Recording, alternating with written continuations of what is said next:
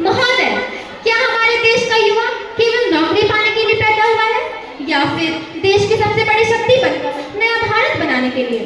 क्या हमारे देश का युवा सिर्फ और सिर्फ अपने सपनों को डिग्रियों तक सीमित रखेगा या फिर 2047 तक नया भारत बनाकर, विकसित भारत बनाकर अपने राष्ट्र को शिखर तक पहुंचाएगा?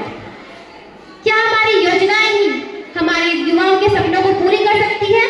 जी हाँ, हमारे देश के युवाओं के पास वो शक्ति है, वो साहस है, वो मौलिक क्षमता है जिसके बदौलत हम अपने राष्ट्र को शिखर तक पहुंचा सकते हैं। आदरणीय प्रधानाध्यापक महोदय, सम्मानित मेरे शिक्षकगण और सभी प्यारे साथियों को मेरा प्रणाम। मैं उर्वशी कुमारी, राष्ट्रीयकृत मध्य विद्यालय डिप्टी रांची 2 में वर्ग 7 की छात्रा आज आप सभी के समक्ष विकसित भारत 2047 पर अपने विचार प्रस्तुत करने आई हूँ। विकसित भारत 2047 केवल एक नारा नहीं है, एक वादा है, एक इरादा है, एक जिम्मेदारी है। सरकारें कहती हैं भारत बनेगा विकसित भारत। जी हाँ, सच है कि भारत दुनिया में चौथी सबसे बड़ी अर्थव्यवस्था में आता है, परंतु मेरे साथियों, हमें इस बात पर गौर करने की आवश्यकता है कि जब तक सब तक विकास ना पहुंचे तब तक ये विकास नहीं, महज बातें होती है। जब तक हर हाथ को काम ना मिले, हर घर में शिक्षा ना खिले, हर बेटी सुरक्षित ना मिले, तब तक ये बातें महज बातें लगती है।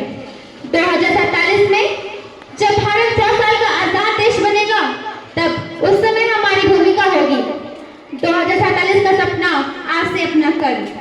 आज जब हम यहाँ ऐसे लक्ष्य लेकर बैठे हैं, ना जाने आज 77 साल आजादी के बाद भी हमारे देश में कितने लोग भूखे रोडों पर बैठे हैं।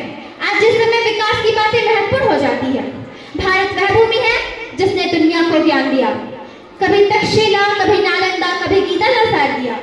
आज जब मैं उसी भूमि की शिक्षा व्यवस्था पर बात करती हूँ तो मुझे चिंतन करने की आवश्यकता पड़ती है।